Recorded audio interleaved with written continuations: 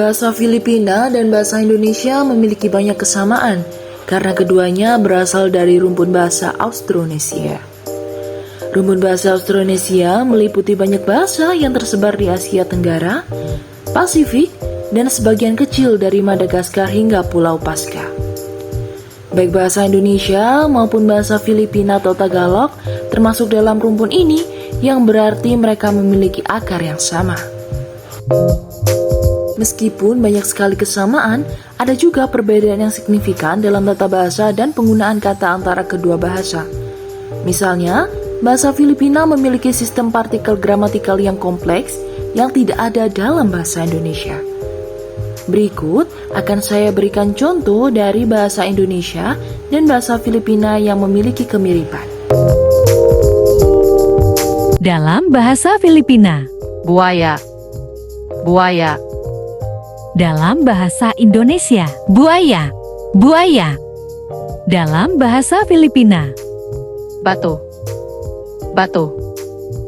dalam bahasa Indonesia, batu, batu. Dalam bahasa Filipina, Takut, takut.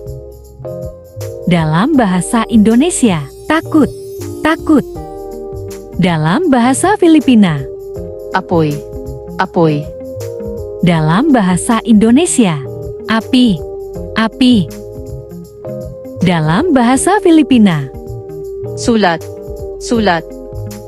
dalam bahasa Indonesia, surat, surat. Dalam bahasa Filipina, Hangin, hangin. dalam bahasa Indonesia, angin, angin. Dalam bahasa Filipina, Pintu, pintu.